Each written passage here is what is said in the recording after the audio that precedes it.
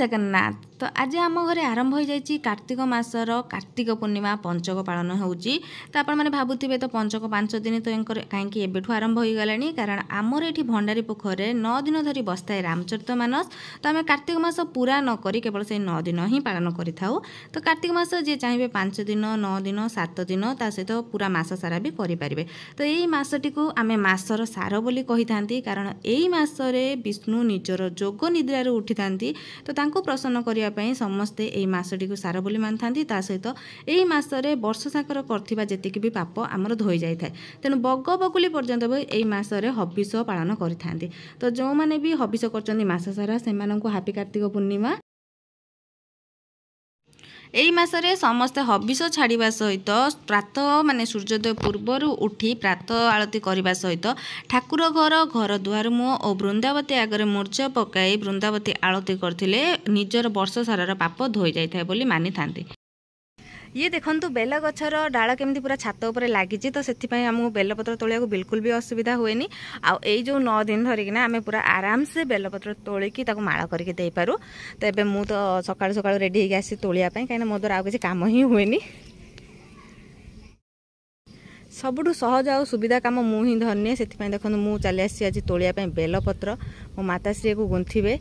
आम शिला तो रोसे ड्यूटी छाड़ती आ कौन कहमी। तो आरंभ हो जाए आमर 9 दिन पंचक।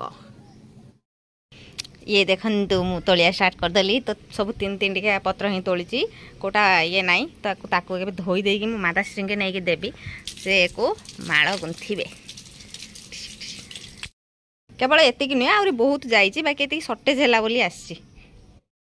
एपटे आम सिलसिला देखो कौन सब आइटम रोसे करते सारा व्यस्त भी अच्छी। बाकी एबे कढ़ई तार कौन गैस रे सिम रे अच्छी। एपटे मो माताश्री को देखु सकाळु सकाळु पूजा सरला परे से बजे आम माल गुंथियापाई। तो यही जो कदली पटुआर जो थाए ये तो सेटा को नहीं आसन से गुंथिया कथा किंतु ता सहित भी रक्षासूत्र व्यवहार होची कहीं माल शीघ्र नष्ट न हो जाऊ।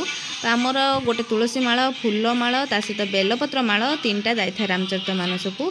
तो से 3 प्रकार माल जाए एक्चुअली किंतु माल जाए 6टा कि 7टा। आमर तो सकाळु सकाळु सब काम सर जाइए। मूर्ज भी आपको देखी सारे आम घर पड़ सारी। तो ये देखूँ आमर सकाळु तुलसी माल गुंथा सरला ऑलरेडी। तो बेलपत्र माल गुंथा चली। तो ये बेलपत्र सरीगला आमर माल गुंथा सरीज। तापर आमे जिमु कौटिकिना आम रामचरित मानस जोटा कि आम मार्केट्र शिव मंदिर पाखे होता है। तो सेठी आम आज आमर हम शुभारंभ। तो आज कलश बुड़ा अच्छी 9 दिन धरी यही पूजा चलो। तो आम घरे तो माला सरला। चलतु देखा रोसे सरला ना। ये देखु आमर शिला स्पेशल आइटम जोटा कि मुझे कही ये सब हबिष करते किंतु आम घरे टी अलग होता है कारण यही सबू अन्न जहाँ भी होता है आम घरे ठाकुर को प्रथम लग जाए आम घर समस्ते खाई था। तेणु ये 9 दिन धरी ठाकुर आमर सब अन्न भोग लग जाए। आ ठाकुर को सकाळु उठी आरती करने सहित मुर्ज पका तो समस्त हुए बाकी सकाळु उठी आरती होता है। अन्न लगेबाटा यही 9 दिन धरे टी अलग होता है आम घरे। तो देखो शिला स्पेशल रे आज थिला आमर अरुआ अन्न डालमा साग भजा मूला आलू भजा आलू भर्ता बोईतालु फुल बरा जोटा कि मो फेवराइट बैगन टमाटो दला ता सहित छुई आलू बैगन बेसर दे कराइला आ दही बड़ी। एबे चलतु भोग लगेबा माँ वृद्धावती पाखरे।